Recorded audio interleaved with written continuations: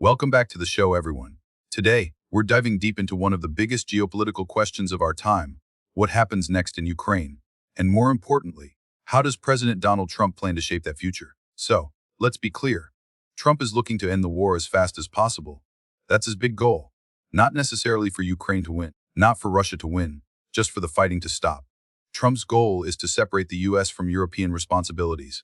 He sees this as Europe's war, not America's. His strategy: the quickest way to end the war is to freeze the conflict in its current state. And how does he plan to do that? Money. Trump believes money can solve everything. He's already thinking about how to get back the billions the U.S. has poured into Ukraine. Whether that's through negotiations, economic deals, or pressuring allies, that's his game. Trump knows he holds the ultimate bargaining chip: U.S. military aid. If America cuts off weapons and intelligence support, Ukraine's war effort collapses. While Europe and NATO assist, the U.S. remains the backbone of Ukraine's defense. Without U.S. support, Ukraine would be forced into a settlement. Now, here's where it gets controversial. Trump reportedly wants to cut off weapons supplies to Ukraine, forcing Zelensky into a corner.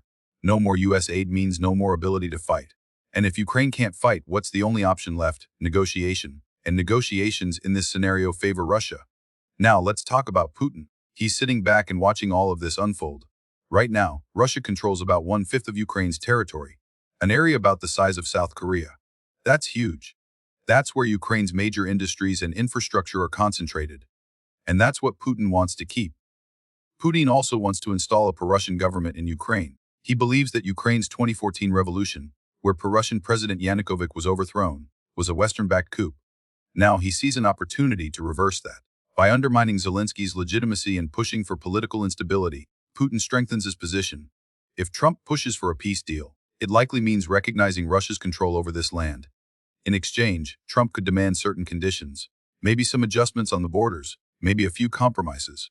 But for Putin, that's a win. He keeps the land Ukraine is weakened, and the U.S. shifts its focus elsewhere. And let's be real, Putin is loving this. He's in a festival mood. If Trump makes good on his strategy, Russia-EU relations could actually improve. What does this mean for Ukraine? Well, Zelensky is in a tight spot. He's already lost 20% of his country's land. If the U.S. pulls support, he has two choices: keep fighting with whatever help Europe can give, or accept a deal he doesn't want. But here's the tricky part. Ukraine's leadership is already in a fragile position. Zelensky's term as president is technically over, but elections have been postponed because of the war. If Trump pulls back support, pressure on Zelensky will grow, and his political survival becomes a big question mark. Now, let's zoom out. How does this impact the rest of the world?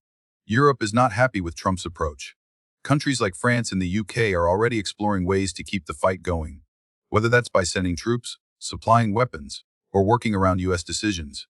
The big fear: that a weakened Ukraine today means more Russian aggression tomorrow. If Putin sees this strategy working, what stops him from pushing further? Meanwhile, at the UN Security Council, the U.S. and NATO are clashing over the direction of the war. Trump's transactional approach, treating alliances like business deals, alarms Europe. His focus isn't on shared security but on financial gain. And let's not forget the bigger picture. This isn't just about Ukraine. It's about power. It's about who controls Europe's security. And if Trump makes decisions that favor Russia, NATO's unity is going to be tested like never before. So, what's the takeaway? Trump wants to end the war quickly, no matter the cost. Trump sees the war and its aftermath as an economic opportunity. He plans to recover the money the U.S. has spent on Ukraine, potentially by securing contracts for reconstruction, controlling Ukraine's resources, and demanding financial concessions. This mirrors how the U.S. handled post-war Iraq. Putin stands to benefit from this strategy, possibly securing a big win. Zelensky is backed into a corner with fewer and fewer options. Europe is scrambling to find a way to keep Ukraine in the fight. And NATO, well, things could get real messy real fast. That's it for today's episode. Thanks for tuning in, and as always, stay informed, stay critical, and we'll see you next time.